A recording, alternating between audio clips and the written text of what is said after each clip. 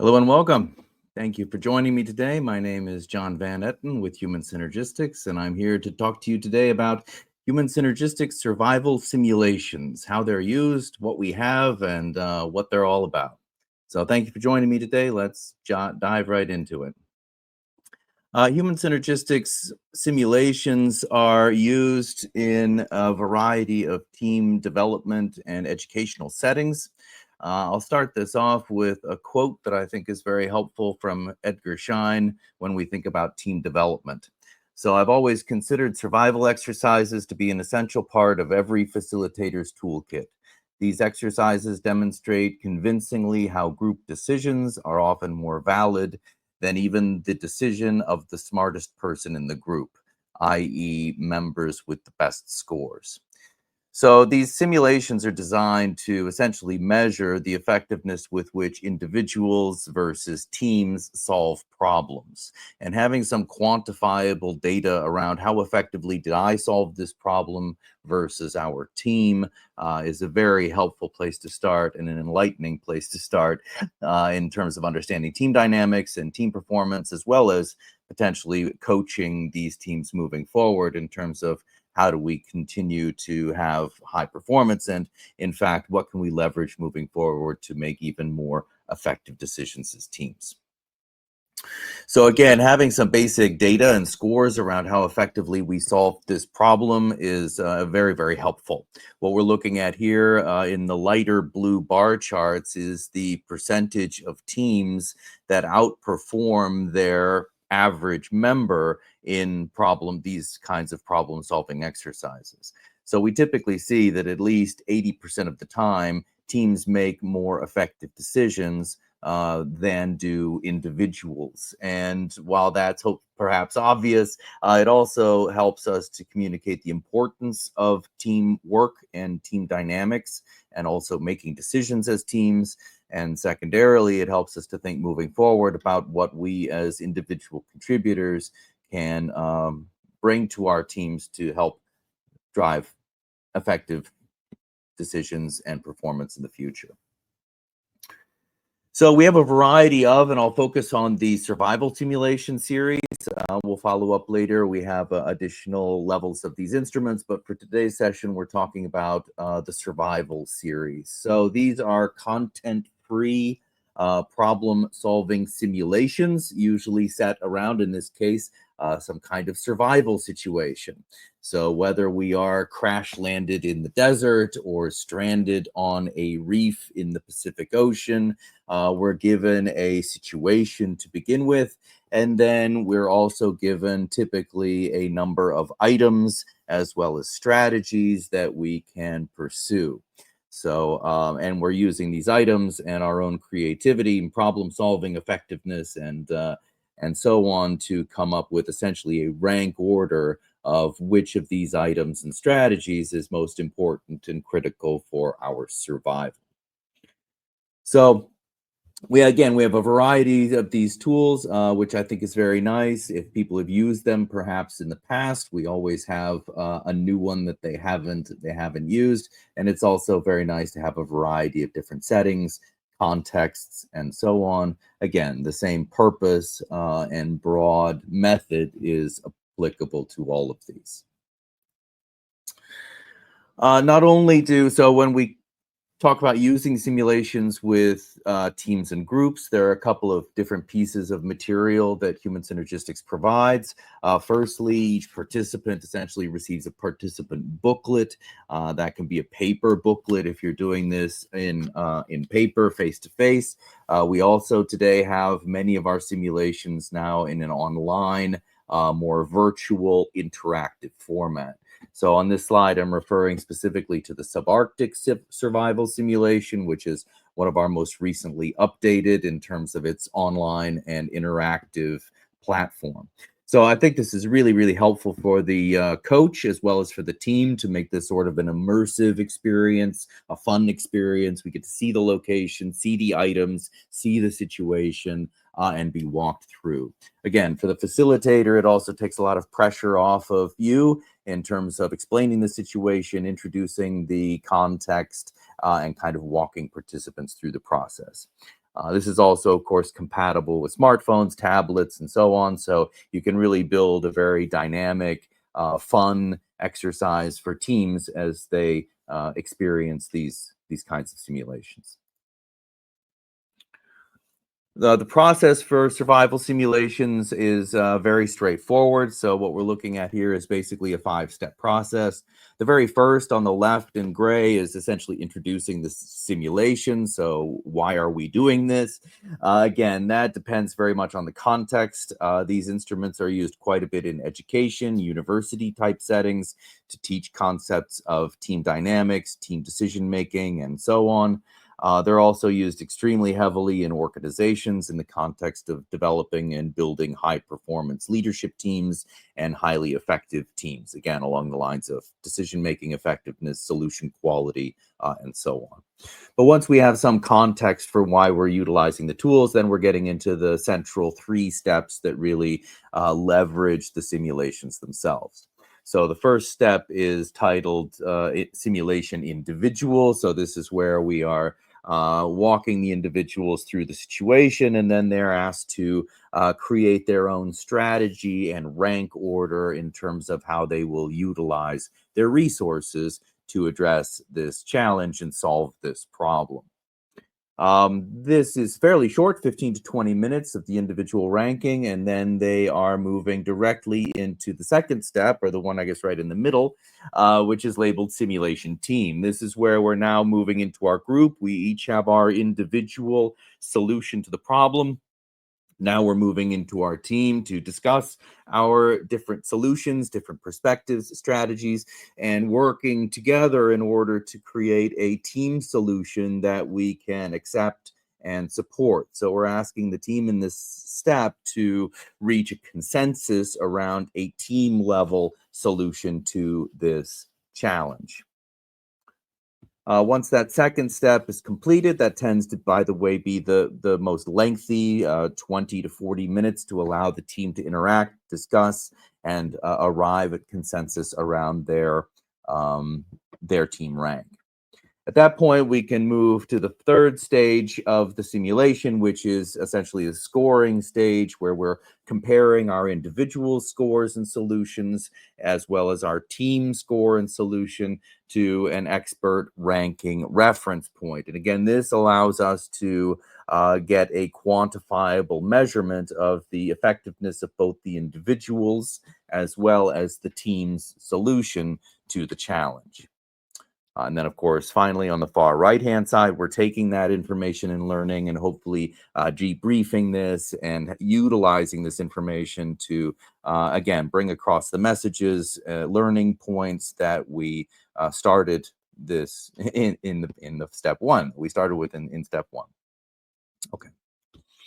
So again, being able to measure that effectiveness with which I personally solved this problem, recognize typically that the team made a slightly more effective decision than I did, understanding why that is in terms of team resources, as well as moving forward, what we can contribute as individuals to help bring out the best in our team performance. So really, kind of regardless of where we fall in our individual and team effectiveness, it's most helpful, I think, to then reflect on this and consider why that is, how we arrived at that solution, and moving forward from a perhaps developmental and learning perspective, what kinds of things, again, we as individuals can contribute, we as a team should endeavor to utilize in order to drive more consistent positive results and performance in the future. Again, having just a little bit of tangible data to understand these concepts is really very helpful. Again, another thing I love about these simulations is this is not anyone's job, right? We're taking them sort of out of their context, out of their leadership role, asking them to do this fun, enjoyable exercise around, surviving in the subarctic. And in so doing, we learn important messages about individual and team performance that then we can, of course, transfer back to quite directly back to our own work and teams in our organizations. But I like the fact that it's a different context. If it's a different setting, it's something that is, a fun exercise, but also a very strong learning opportunity. Again, we have these across a host of different settings, so that's, I think, very nice and very flexible, and also provides these additional benefits. So the benefit of adding a simulation to team development and this kind of training is, firstly, again, that tangible measurement that we have for individual and team performance. I find that teams really connect with that. It's powerful to be able to see, in numbers, how effective my solution was overall, what resources and strategies I utilized and leveraged versus the team, what I contributed, what we overlooked, what resources were left on the table. Very, very powerful way to debrief team dynamics. The second point is this is fast, fun, and hands-on. So teams are oftentimes looking for a fun way to do an icebreaker, a team building exercise, a learning activity. These simulations are very flexible, also very fun, action-oriented, hands-on. So they make for fun exercises that people not only enjoy doing, but get a lot out of and learn a lot from. The third point, feedback supports team development. Again, it's not just about learning these concepts, it's potentially about taking that forward so that we can use what we've learned to be more effective in our teams and groups. Happy to talk about how we've done that, show case studies and so on. But one of the strengths of these simulations is their history of, we've developed these tools over 50 years ago and continue to develop them ongoing. But the very long history of how these instruments have been used effectively to help leaders and team members understand team dynamics, problem-solving effectiveness, and to coach and develop is pretty extensive. Support materials, I think, is an important point as well. So if you utilize these instruments from Human Synergistics, you're really getting everything that you need. We take people through, first of all, if you're utilizing these instruments, we take you through online training, showing you step by step how this is all actually carried out in detail, and happy to talk about your own custom use of these instruments and how we can, or you can, tailor their use to your own specific purposes. But beyond that, we have the participant booklets, the participant online experience, we have the guides for the facilitators, all the way down to a script to make this very straightforward, very easy for a facilitator or a coach to leverage, utilize with a team in a smooth, fun way. The online interactive platform, and again, specifically the Subarctic version, which is the most recently updated, I consistently get great feedback about. Again, it's making this interactive, it's making it enjoyable, it's making it visual and tangible. So utilizing that tool with teams is a fun experience. Encourage you to do so. Next to the last point is language support. So again, thankfully, we've had these instruments for a number of years, and in so doing have created translations. So for example, desert survival situation, I believe we have in over 30 languages. So that makes it very flexible in terms of leveraging these tools across teams with different language needs and so on. The last point, let me get myself out of the way here, is that this tool, these simulations, connect directly to team diagnostics. So if you're not familiar, Human Synergistics really is primarily focused on the development of diagnostic instruments, looking at psychological and behavioral patterns in people, teams, and in organizational culture. So the simulations were really originally designed in part to complement and to connect with instruments that look at how teams interact and behave, and how those patterns of behavior influence the ability of teams to make effective decisions. So the point is that while simulations give us that nice measurement of how individuals as well as the team solve problems, where differences are, where resources were leveraged or left on the table, the additional diagnostic pieces that Human Synergistics can provide, like GSI, go a step further to understand why that happened, why we performed the way that we did, what took place within our team that caused us to overlook good resources, good ideas that we otherwise could have leveraged incorporated.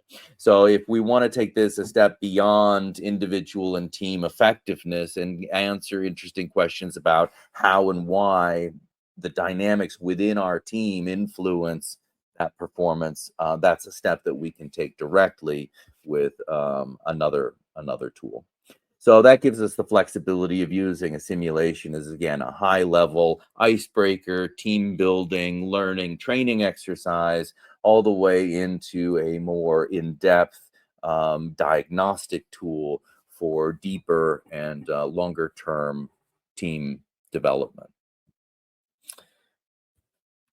Very good. So that is what the simulations are essentially all about in terms of individual and team problem solving exercises. Again, making this a fun, dynamic, and interactive experience for people is not only fun, but we get important key pieces of information out of this that directly connect to work applicable situations around how we share information, how we prioritize our strategies, how we solve problems, utilize our time and resources in most effective ways.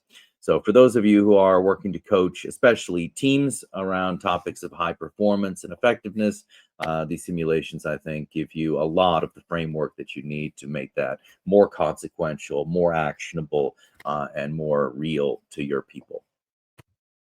Thank you so much for your time today. I hope this was helpful in terms of introducing and describing human synergistic simulations, the purpose, the benefit of using simulations, and the kinds of simulations that we have. If there's any questions that you have, or if you'd like sample materials or to discuss using these kinds of instruments with your teams, please feel free to reach out to Human Synergistics anytime.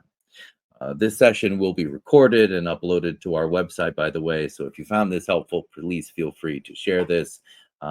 Thank you again, and reach out anytime. Thank you.